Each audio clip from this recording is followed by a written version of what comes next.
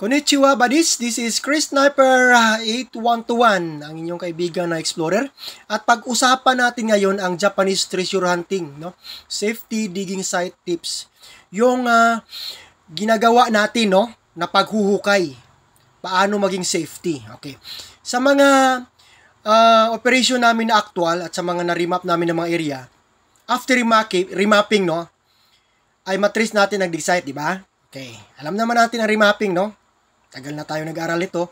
So, after remapping, may dig site talaga tayo na matuntun. Basta positive lang ang area. So, lagyan natin ng expat. So, ang pag-test dig bodies, dapat kwadrado. Ang ginagawa natin, kwadrado tayo ng 5 feet by 5 feet square area. Okay? 5, 5, 5 kwadrado. Okay. So, 5 feet. Yan. So, X-point natin, yan ang sentro ng target natin ng item pailalim. Okay. So, ngayon, bakit kwadrado bodies? Okay. Dahil, preparation ito, no? Ng timbering. Okay. Then, bakit 5 by 5? Para kasya ang 2 hanggang 3 tao. Okay. Ito yung pinakamaganda na shaft.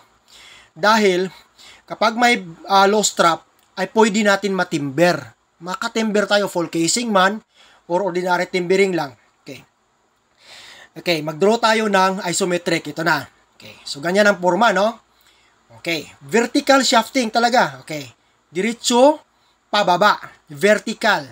Okay, ibig sabihin, buddies, direct to the target na tayo. Bakit mag-tunnel ka pa? Nag-remap ka nga para ma-center mo ang target, di ba?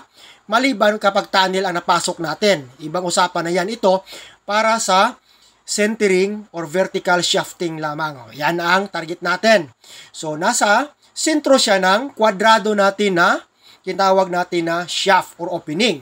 Okay, so ngayon buddies, okay, ayan, makatimber tayo gilid-gilid, no? Hanggang maabot sa treasure cell at hanggang maabot sa item. Yang X-point na yan, dapat masintro palagi yan sa hukay. Ayan, nilagyan natin ng direksyon, pababa. Okay, so, ganyan sa buddies, no? 5 by 5 square feet ang ating hukay para safety ang team. Okay? Thank you for watching and have a good night to everyone.